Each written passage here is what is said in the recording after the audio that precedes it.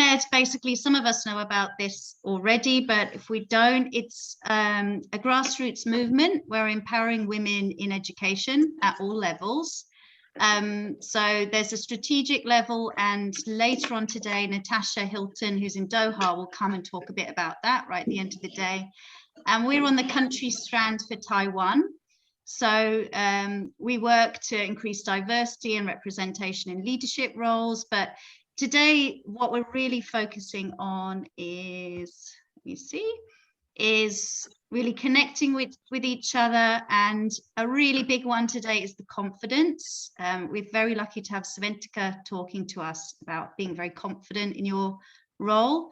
We have Malabika talking about well-being, of course. So that really, we're looking at that from the angle of the teacher more than well-being for the children, which I think we focus on a lot. We don't always think about ourselves. Also in the afternoon, we have a community space. So the Women Ed Spain group will join via videos, and they're just talking about how they've built communities where they live in Madrid. I'm just going to start omitting some people. Jessica, if you see omit, you can press it. Yeah. Okay, I just let someone in. Okay, so to introduce us is Jaya Azmi. She's our country network lead. We all lead together, the three of us. She's an international educator in Taipei, in the same school as me, a mentor and a blogger. Do you want to say hi, Jaya? You got your sound off, Jaya? Jaya. Yeah. Hi, everyone. We're so glad you're here. And then there's me. I'm also the country network lead. I'm international teacher too, and author and writer. So thank you so much, guys, for coming. And then Jessica, who is on the screen next to me. She is the head of the PTA, and she's also a community lead in many different projects. And she's been a massive help to us, especially creating all the lovely flyers, which we just are completely inept at doing. So thank you, Jessica. Some information here. Let me see if I get rid of me. Okay. So the sessions are all going to be recorded, and you can access these through Women Ed YouTube. And I've got the link here, and we'll put it in the chat as well. Jai, if you wouldn't mind doing that. Okay, brilliant. Jai's done it. It's already on the chat. The co-founder of Women Ed is Viviane Poirot, and she also wrote the 2 books. I really recommend, if you can, watch this talk of hers. It's all about believing yourself and empowering yourself. It's only a 5-minute talk, so if you want a little background to why Women Ed was created, that's a great chat to watch. The chat's going to be open in every session. If you have a question, please ask a question. You can type it in the chat. If you have something you'd really like the speaker to answer whilst they're talking, if you could please press the raise hand icon, and that way it's so much more easier that they can just see it and click on you, and then they'll unmute you. Okay, that would be wonderful. While we're listening to the speakers, please keep your microphone on mute, and there will be questions at the end also, an opportunity for questions at the end of every chat. So you can wait to the end, or you can chat while the speaker's talking. At the end of the day, approximately, we think it'll be about 1:50. We have a Q&A. The speakers may not be there because it's quite a long day for them to expect them to wait right to the end, but we will be there. If you have any questions about Women Ed, or you want to bring forward any wellbeing ideas you have, that would be wonderful. When we had our face-to-face event, we had great discussions together. So that's what Women Ed's all about. So if there's anything you want to talk about at the end, please do. We'll open up the chat then. And also Natasha Hilton, like I've mentioned, she will be joining that chat, and she's incredibly knowledgeable in all things Women Ed. And yeah, a quick run through if I've got time. Yes, so it's me talking now. 2 minutes, we have Malabika. She's, I will introduce her, and then her question and answers. 11:25, we have Sventika, and Jaya will introduce her and question and answers. Then a break. We welcome back at 1 if you are around, and then we will have the building support networks outside of school at 1:10. That will last for about 40 minutes. And then 1:50 until whatever time the chat finishes is the closing and your chance to have a chat with us. So I'm going to stop sharing. Okay. And move over to Malabika. Hi, Malabika. Hi. Hi. So I'm going to introduce her now for our first chat. So she lives and works in Taipei. I think many people have come across Malabika through her yoga. I met her and Jessica actually when she offered her free yoga sessions in the first set of COVID, which was very well received. But she doesn't just do yoga, she's a doctor and she's trauma informed, and she's also a community-based social work practitioner. She's an educator and an integrative wellness specialist. She offers social work, yoga and wellness consulting, workshop and training, and she's also trained in energy and bodywork modalities. At the NTU, she's serving as an adjunct assistant professor. She teaches wellbeing and self-development. As a postdoc researcher, she's also studying wellness and stress and working to develop web-based holistic psychosocial care for Taiwan's frontline medical workers. Her talk is Integrated Approach to Wellness, Mind, Body and Spirit. She uses this approach and she says mental health is not something separate from the physical and spiritual health. It's an integrated approach to wellness. And so when we create our own self-care strategy and plan, we can look at ourselves at the various domains of our lives and find ways to implement self-care. She's provided a link for this plan in the chat. So if you want to have a look at that, you can after she speaks. She also discusses self-compassion and mindfulness practice. So over to you, Dr. Malabika Das. Thank you so much for joining us. We're really, really lucky to have you. Oh my and goodness, we're looking forward to this chat. Thank you so much, Jess and Jessica and Jaya and the whole team at Women's Ed Taiwan and Women's Ed Global. It's such an amazing initiative. And to be honest, I became, I guess, a formal educator about 3 years ago after I started teaching at NTU. And that's just another thing that I'm doing. But as an educator, it's really opened so many amazing experiences for me.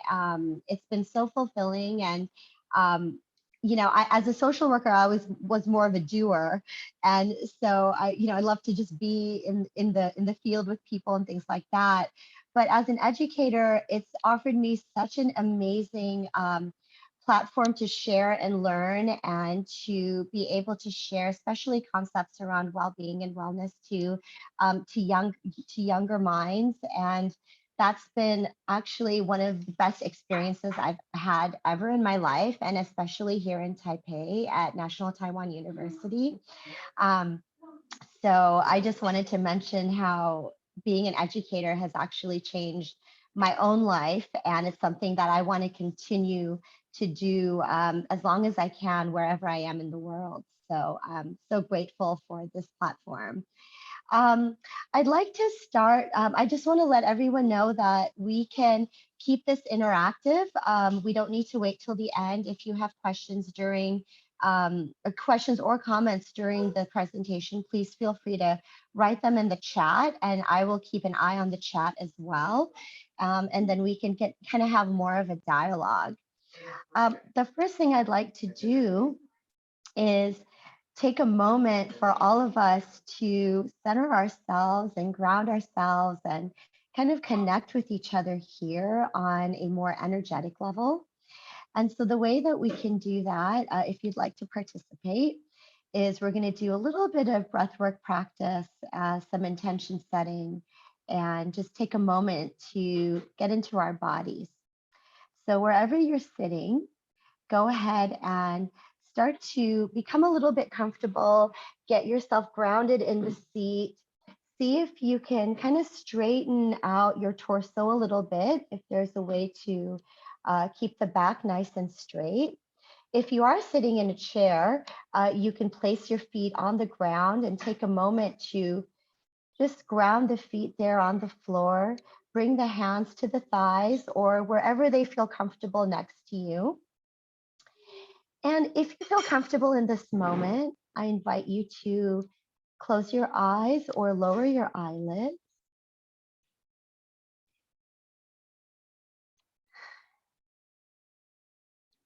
And in these next few moments, I would like to invite you to connect into your breath.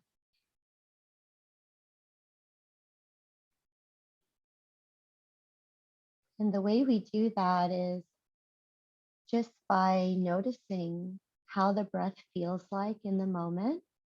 You don't need to change anything, but just begin to notice.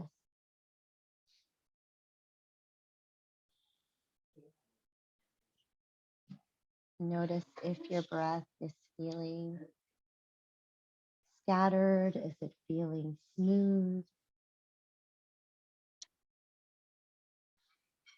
Is it a bit shorter? Does it feel a bit longer?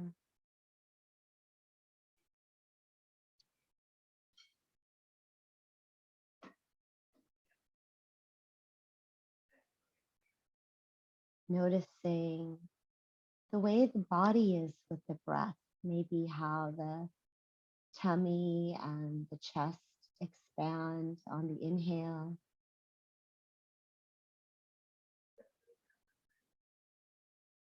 And on the exhale, noticing how the tummy contracts back in. We're starting to use the diaphragm in the breath as we incorporate the belly in the breathing. And it takes a little bit of practice to do that, but one of the things we can think about is to kind of inflate the belly as the in-breath comes in.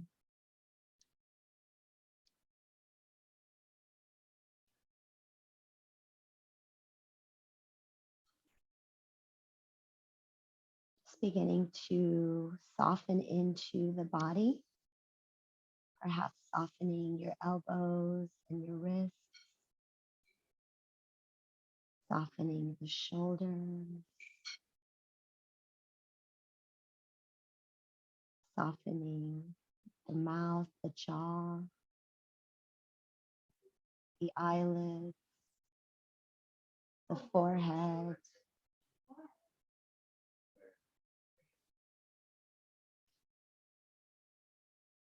Just noticing what it's feeling like to come into what we call the internal landscape.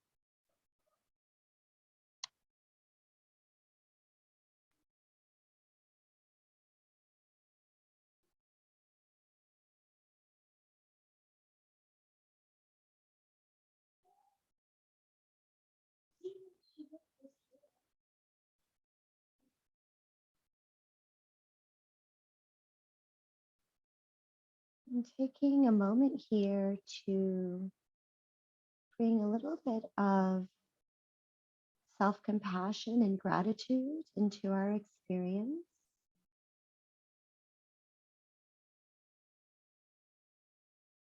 One of the ways we can do this is finding a feeling of gratitude for yourself, for just showing up this morning or this afternoon, wherever you are in the world, just showing up.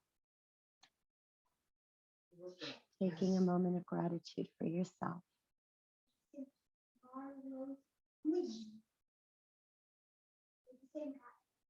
I'd like to express a feeling of gratitude for our whole group, of the movement for Women's Ed, for the local organization and all the efforts it takes to put together something like this.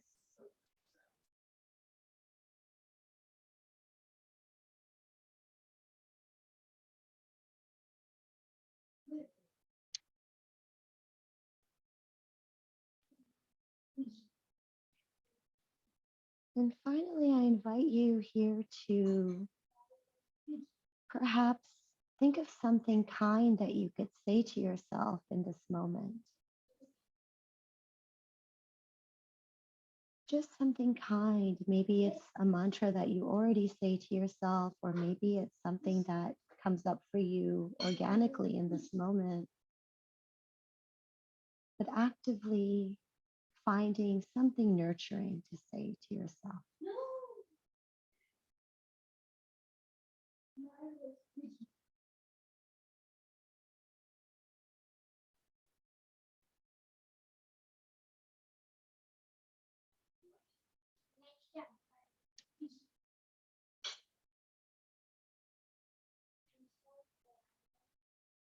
And then from here, I invite you to begin to rub your palms together, creating a little bit of warmth in between the hands.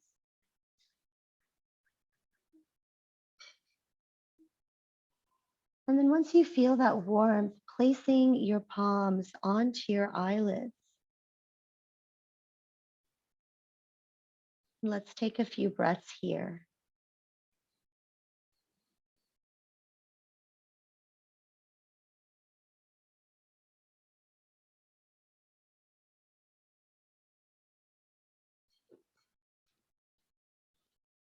And then when you're ready, beginning to gently open the eyes very slowly into the palms, into the palms.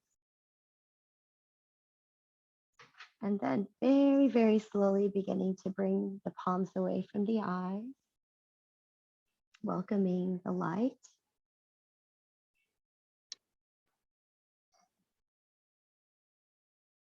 And taking a moment to bring yourself back to our space. All right. So thanks everyone for joining in that moment of centering practice. I find that doing a centering practice really in most situations can be very helpful. If you're starting to practice mindfulness, connecting into the breath, becoming present wherever you are, or becoming present in the moment is some of the fundamentals to mindfulness, as well as noticing how your body feels. And so I'm the type of person who, if my body's feeling a little bit crunchy or weird, I will go ahead and give it some self-love. So if you have any place in your body right now, maybe we can all do this together. It's a technique called sponging. It's a Chinese medicine technique. And what you do is you place your hand on your shoulder or somewhere on your body that may feel a little stiff, and you start to sponge it, like really trying to squeeze it out as if it's a sponge.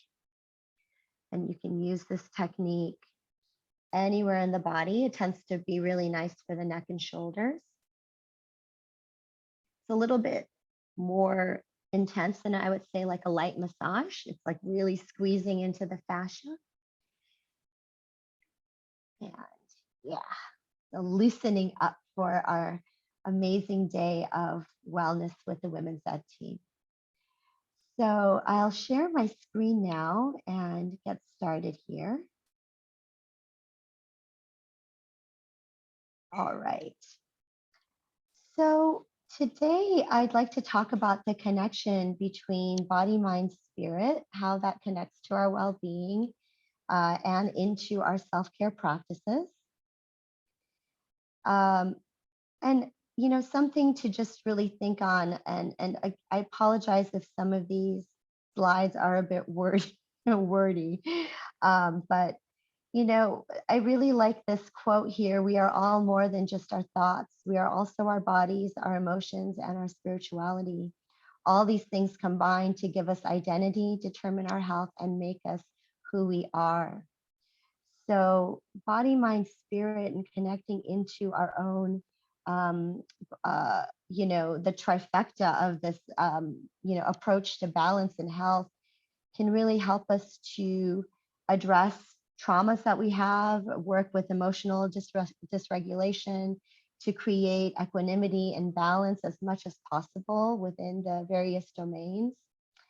And again, I apologize for the wordy. I'm trying to, there's so much to talk about in this in this topic. So I'm just going to try to be brief. I'm not going to read every word of this, but just to kind of give you a sense of where this body, mind, spirit approach comes from. And it really was developed from the biopsychosocial model of health and wellness. Or you could say, some people could say, of illness, because really what is prevalent in the world today is what we call the medical model of health and well-being, or maybe not even well-being, just the medical model. And that model is really focused on illness as the thing, the issue, and how we treat illness, how we cure illness. And often within this model, we see a heavy emphasis on just addressing symptoms. But when we look at health from a biopsychosocial model, and even including this aspect of spiritual, we can find that there is a heavy integration and connection. And what I mean by that is you cannot separate, or I think it's wise not to separate psychological from biological, or spiritual from biological, or within each other. Partly because what I, in particular, coming from a social work standpoint, what we really focus on is the individual in the environment. So as an individual, I am very heavily influenced by what happens in my socio-environmental situation. That's going to influence my psychological. It's going to influence my biological as well, especially if we're talking about social determinants of health and the link to poverty. We're not going to go in these directions right now because it's a very vast topic and a lot to talk about. So I'm going to keep it pretty general. But basically what we're saying is that psychological factors can exacerbate a biological condition and vice versa. And when we we go a step further and incorporate spirituality, I'd like to move away from this idea of spirituality as something that we only do in a religious institution. Spirituality is far more vast topic and very broad.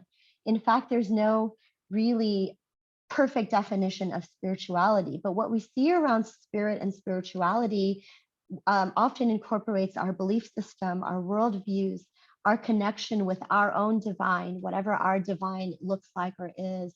It's something bigger than us. It is, you can sometimes say that you might know somebody who is religious, but not very spiritual, and someone who's spiritual, but not very religious. So while they can overlap, it's not necessarily that one is all about the other.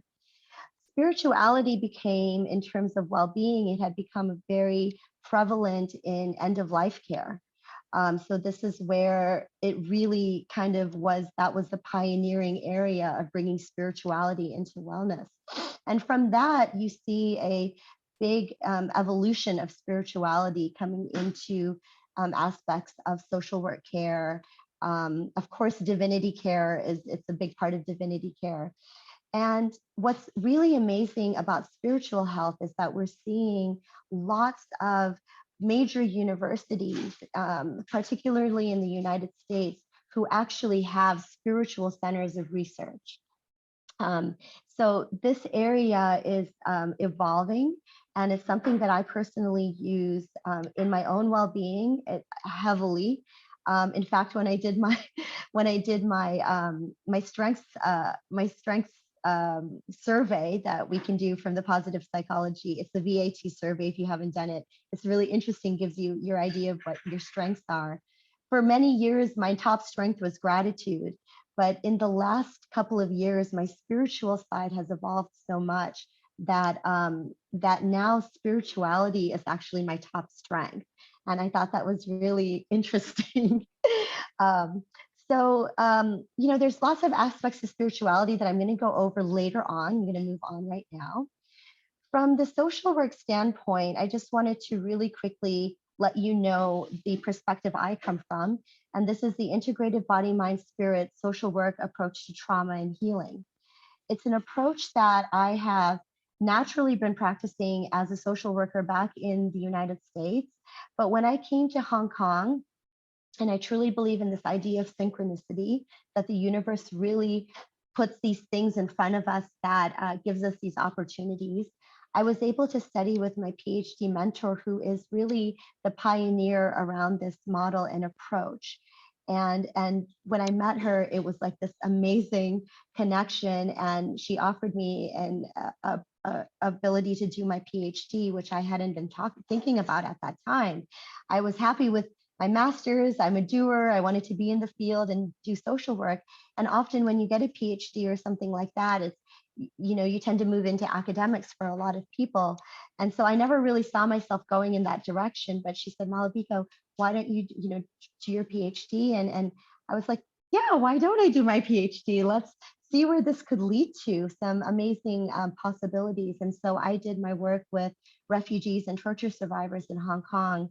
And needless to say, I learned a lot about myself, about them, about trauma, about healing. And so this approach really is exactly what it looks like. It's it's helping people to understand the balance between body, mind, spirit, and using various techniques to connect into these aspects or these different domains. And really, it's a strengths-based approach that promotes balance and transformation. And we'll go into these domains right now. But before we do, really quickly with the evidence, I know that a lot of us want to see the science behind many of these concepts, which sometimes tend to feel abstract, but there is a lot of science.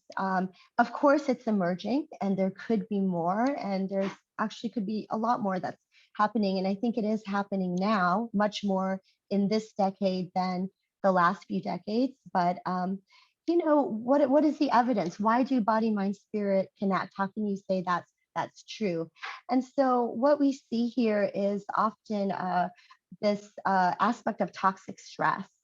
So a lot of diseases, particularly heart disease, diabetes, and other conditions, often there is a connection into higher cortisol and a higher risk of stress. And this is something that we need to think about as teachers, as educators.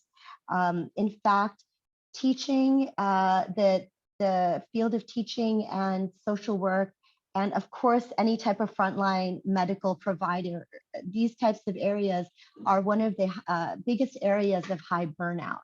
And so to understand how stress works in the body, how trauma works, it's very important for all of us educators to be aware of this and to become trauma informed in that sense. That's a whole nother topic that I wish I had enough time to talk about. But really the evidence, for example, one of the earlier studies around this, I believe this happened at Berkeley or Stanford, was that there was a breast cancer study, and they wanted to study a group of people with breast cancer who had a higher degree of social support. So social support basically means social connection. And I believe that some of what we're going to talk about later on today is around that connection. So, and how compared to the group that did not have that, the women who participated with the more social support showed a higher degree of pain reduction in the body, as well as in general an improved quality of life. And so this was one of the pioneering studies around body-mind connection.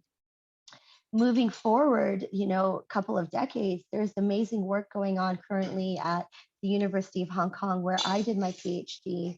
For example, they are studying Qigong and Tai Chi and how that can reduce the pace of telomere. And so telomere is a part of our cells that start to shrink when we have too much toxic stress in our life. And so they did a study with survivors of domestic violence, and they have a way of scientifically actually studying the telomeres through, it's like I believe they used to spit, like it's saliva and measuring cortisol. And so, and they found that by using Qigong and Tai Chi, these energy practices, that this helped to reduce the pace of telomere shortening. And so what that basically means is increasing the longevity of our cells and not succumbing to toxic stress in the way that we often would without practicing practices that help us. There are numerous studies on yoga and breath work. Nowadays, breath work was, what we call pranayama from the yogic standpoint. But now, Western science is taking it, and they're kind of, they're releasing all the yoga terms around it, and they're bringing their own kind of, terms that sound a bit more scientific and sexy, but actually it's a lot of yogic breathing. And pranayama is a yoga practice that began in India. And so these are practices that are now being generally used and studied by Western science. If you look at some major universities around the US particularly, there are many schools and universities who actually have mind-body medicine in their medical curriculums, but many universities who actually have mind-body research centers. And so this is so exciting, because with these centers that are popping up in major universities, we can obviously incorporate more research and studies around practices. So moving into just imbalances in general that we often, suffer with, particularly emotional dysregulation and the stress-trauma continuum. And what I mean by that is really that we generally will all have a degree of stress that is fairly normal. We have our stress response system, and it's important for educators to really understand how that stress response system works with the parasympathetic and sympathetic nervous system, fight, flight, freeze, and feign. This is another aspect now they're adding into the FFF, which the feign is really about, how we sort of act like everything's okay, but we're actually really suffering inside. And this is a new aspect that is emerging in trauma work at the moment. And so let me just start with emotional agility. In general, we have emotions, all of us will. Our students will, our children will, and often we have labeled these emotions as negative or positive, bad or good, what you want to feel happy, but we don't want to feel sad.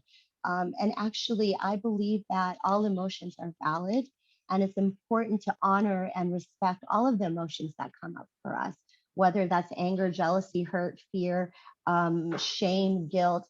These are emotions there because they're letting us actually imagine them as data points. They're data that your body is giving you to help you work through something. But a lot of us and a lot of the public don't have the tools to work with heavier emotions, or what some people like to refer as the darker emotions. And I think this is why promoting wellness in education, doing breathing, doing yoga, doing other things that can give children an opportunity to start to help themselves at an early age, I think is so important to increase what we call emotional agility. Emotional agility is this idea of being, whatever emotions come to us, being able to find this flexible way to deal with it, to be with it. And dare I say, honor it, honor our anger, honor our hurt, honor the stress, because it's there to help us ultimately evolve. And this is my belief on it. And so when we hold our emotions with courage and compassion, we can begin to really get to know them better, get to understand them better, and then ultimately get to the root of what we might be going through and help us process, transform, and transcend. So often what we tend to do with darker emotions are we tend to keep them inside. No, I don't want to show someone I'm angry. No, I'm supposed to be the joyful teacher. I shouldn't be in a bad mood, or I'm feeling like crap today, but I have to put on a smile and a happy face because that's how I have to act. And I think that at least in my personal perspective, I've moved away a bit now from being that really happy, joyful person all the time. With my students now, if I'm in a serious mood, I'm in a serious mood. It doesn't mean that I'm not the nice person that I was. I just don't have to act happy all the time. And I think that's okay not to bring something that feels not authentic in that moment. I think it's important for us to, also be authentic. Of course, if we're having like an awful day, we don't want to come into the classroom and be like, But at the same time, if we have tools to help us kind of reduce some of the symptoms of stress that we might be feeling, we can at least be in a decent place where we can do our job and get our job done. So one of the tools that we can use for emotions is this idea of self-compassion. Some of you may already know self-compassion. It is a concept that Dr. Kristen Neff has made super, super powerful. Popular, and it is powerful actually. And basically it's 3 components of mindfulness practice, self-kindness, and this idea of common humanity, that when we are working with something dark or something tough, that it's not only us. Sometimes we feel isolated in it, or sometimes we may be isolated in it. And actually, one of the ways to use common humanity is to realize or say to ourselves that this can happen to anyone. I'm not the only one who's going through this. This is, and our situations might look a little bit different, but often these feelings that we have are very overlapping. Feelings of not enough, feeling not good enough, feelings of shame and guilt, things like that can be something we all experience. And so self-compassion is a beautiful tool that we can start to bring into our lives, and we can also teach our students as well. And one thing to be very careful of, and maybe some of you know Brene Brown's work around shame and vulnerability, but that, working with too much toxic shame, it's toxic, and not having tools around that can be debilitating. And so it's important for us as human beings to, be mindful of when these emotions come into play and when we need to really take care of ourselves. So really quickly on what trauma is, this is a very general definition that it's an series of events, circumstances that can be experienced as physical or emotional. It could be harmful or life-threatening, and it could have lasting adverse effects on our mental, physical, social, emotional, and spiritual functioning. And really, when stress turns to trauma, partly it's when we're in a situation where we don't feel empowered anymore, where we feel powerless, where there's a lack of control in the situation. And this is where, in that, what I mentioned about that stress-trauma continuum, that's where we can kind of see that, okay, so normal stress coming into a bit of, going into a bit of that toxic stress, going into a lot of toxic stress, and going into traumatic stress. So there is a continuum there that leads to burnout and fatigue. So just being mindful and knowing what trauma is, how it works, I think it's very important for us as educators. Some key features of why trauma is important for us to know about is because it is going to impact our physical health. It increases our risk of autoimmune diseases, substance abuse, other mental health issues. It plays a factor in our cells, our joints, our bodies. Trauma actually stores in our body. This is fact. And so we need to really work ways to work on these traumas. And this is why I teach yoga now as well as part of what I do as a social worker. I didn't take yoga to be a yoga instructor, to be honest with you. I took yoga training because I wanted to learn more about body, mind, spirit connection and how to work with trauma and stress that sits in my body. And when I went through that yoga training, I was probably at the lowest point in my life ever in terms of body, mind, spirit, well-being. I had pregnancy trauma. I was finishing my PhD. I was super stressed out. I was not happy. And I did not feel good in any way. And when I did that yoga training, I was first working on myself, but the long-term plan was to bring it in so that I can use it as a social work practitioner and educator. So, that's a whole nother topic, and there's a lot to it, but there's different types of trauma. Trauma can happen in our family systems. Trauma can happen in the classroom.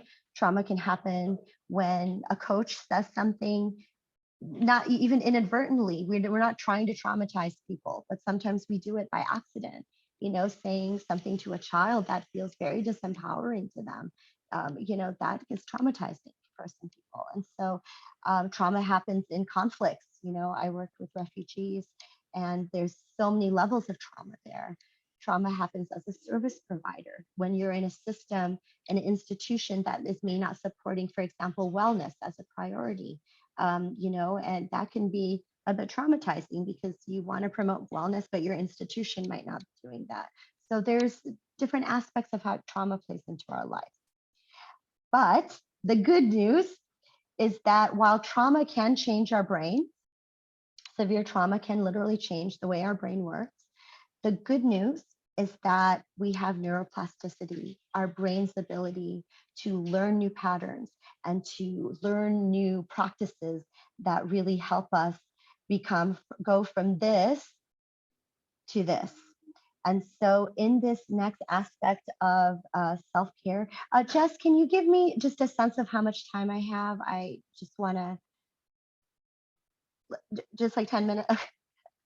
Okay, so I'm going to just try to go fast because I'm not being mindful of time, which I apologize.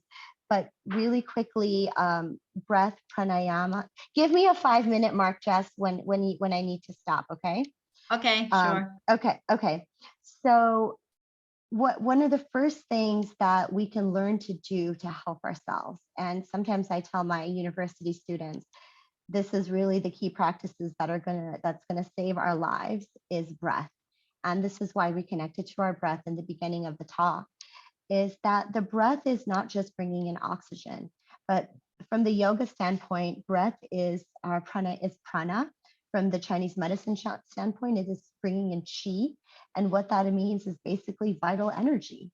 And so we bring in this vital energy into our physical bodies to help us really fill our, fill us up, to increase our capacity, because sometimes we are really running on a very low amount of gas. And so we can start to use breath practices to build up our energy levels, our qi, and in general, of course, our oxygen. And so there's a lot of benefits of deep breathing. The science has linked deep breath work in reduction of cardiovascular diseases, anxiety and depression, diabetes. You can see on that list, there's a lot of benefits to deep breathing. Many of us still just breathe with our upper chest, our clavicular area. This is, something that most of us we're not taught how to breathe. We do that normally. So one of the things that we can learn how to do is use our diaphragm in our breath. It sounds simple, but actually to get in the habit of practicing and having that diaphragm automatically come into the breath, it takes practice, just like anything else. And so we have ways to work with diaphragm breathing and moving from that as a foundational breath that is amazing in very immediate stress reduction. There are higher or different levels of pranayama and breath practice. We can use stuff to balance our brain hemispheres. We use pranayama for getting at the toxins in our lungs. We use it to bring vital energy into our fascia, our cells. So really, this is a key aspect in terms of body, mind, spirit well-being. In terms of just moving into the body specifically, a lot of us are disconnected from our bodies, and a lot of our young ones and the younger generations are going to be disconnected from the body. And unfortunately, the more and more we are on technology, the more we disconnect from the bodies, and this is sad. However, if we can teach our young generation more practices like this, they can become more connected to the body. But again, I always say it starts with us. We're the first person. So body scanning, grounding, tracking, sensory awareness, getting to know our bodies, are basically somatics and embodiment practices, whether that is through massage, dance, exercise, yoga, movement practices, Tai Chi, Pilates, whatever you're doing to help yourself and your body, you can start to become more embodied, which means to connect that mind and body a little bit more strongly. And this can help us ultimately to really work into mental health stuff, spiritual health stuff. There's a reason why after you exercise, a lot of us feel good. It's the endorphins, it's the dopamine, it's all of these neurotransmitters that, you know, kind of start to really go off when we exercise.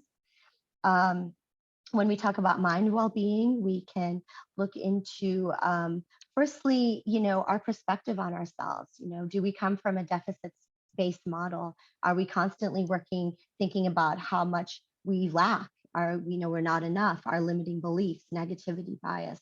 So working on some of that, shifting that into a strengths-based perspective. What are we actually good at? What can we grow into? Growth mindset. You know, our attitude, one of the things I teach my students is reframing, reauthoring old stories that we have about ourselves, that we thought we were victims, but actually reframing and realizing that we're actually survivors in everything that we've gone through. Body techniques, relaxation techniques, guided visualization is a wonderful practice. There's tons of stuff on YouTube and online, Headspace, all these apps offer visualization and guided practices that we can go into. And the key here, 2 minutes?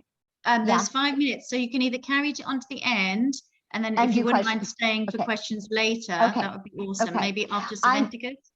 Okay, I'm actually finishing now, so I can do questions. Cool. Awesome. Yeah. All right. So key here is that neuroplasticity, what we talked about. Every time you do a body, mind, spirit practice, your brain changes and your neuroplasticity happens. And so this is amazing because we can really create new habits. And then with spiritual well-being, you know, rituals, mantras, meditation, simply being a kind person, smiling at somebody, talking to a stranger, you know, finding forgiveness, having humor, volunteering in your community, giving back without expecting things in return, being in nature, just being in nature. There are so many studies showing that simply walking in the forest is going to help our well-being. So there are self-care plans that you can do, and self-care, you know, things to think about with self-care.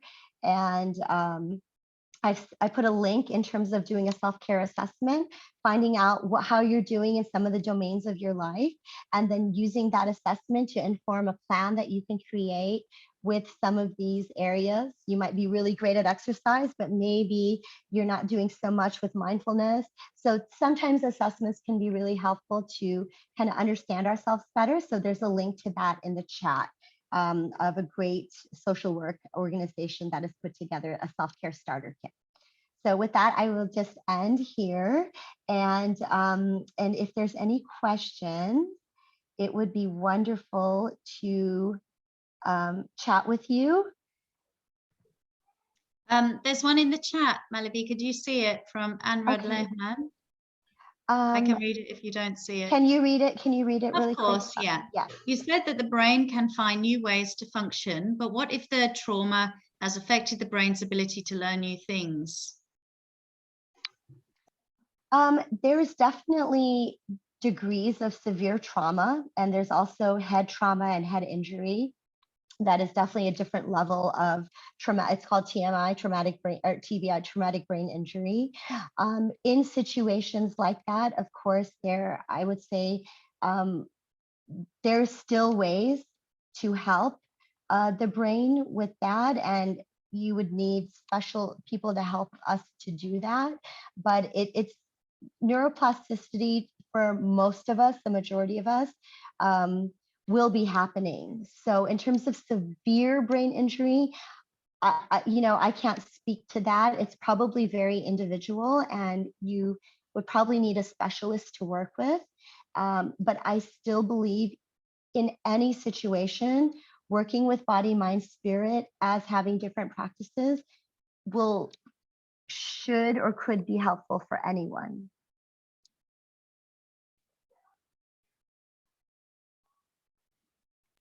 I've raised my hand, if it's okay. Okay. I have a quick question. Yes, Jess.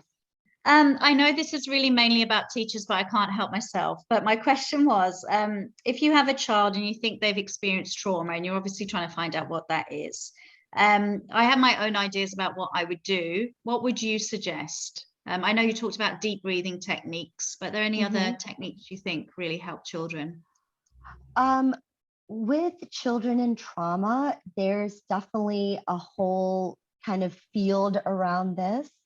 A lot of, many of you may have heard of the ACEs studies.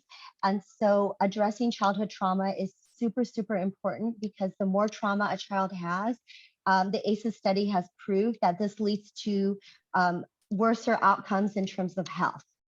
So it's a landmark study. You can Google it. It's a very interesting study.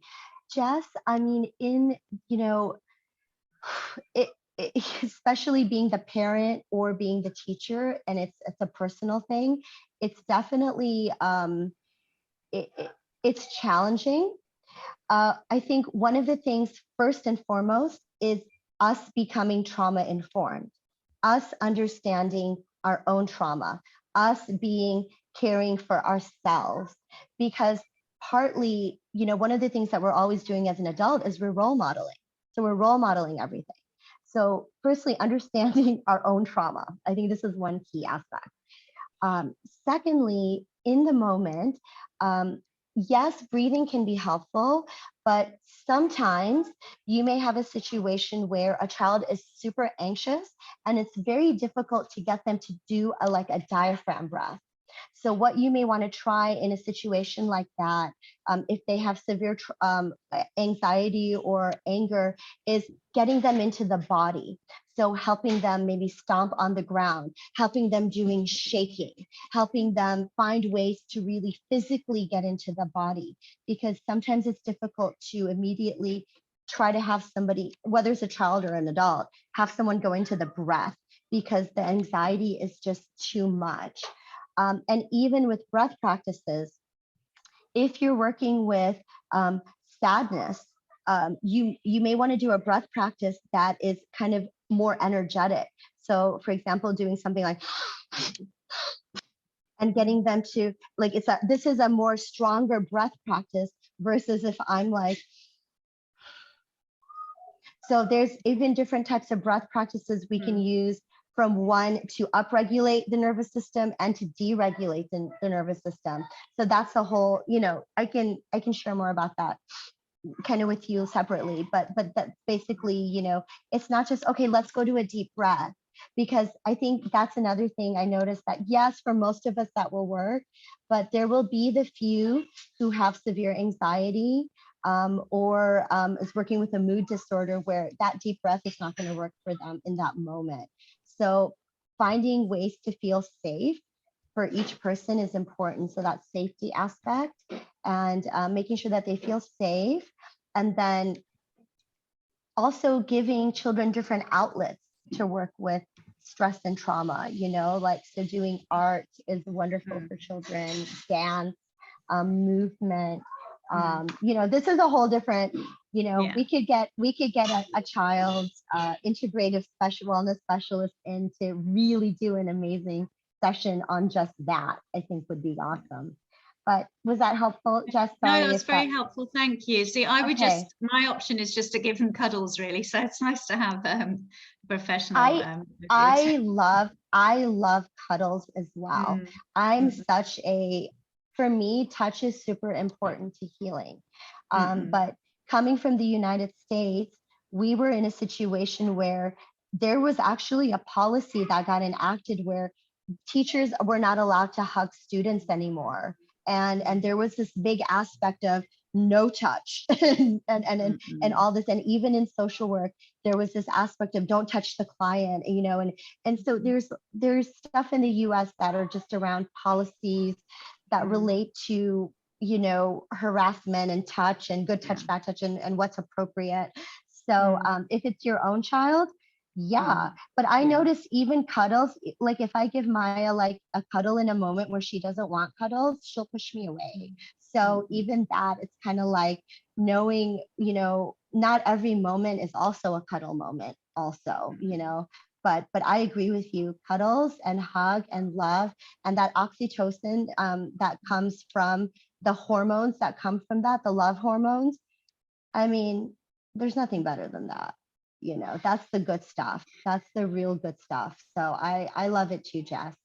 Okay, I think we'll end it on that lovely note. Thank you, Dr. Malabika. We really enjoyed that. We have Jaya now introducing Saventika. Yeah. If that's all right, Jaya.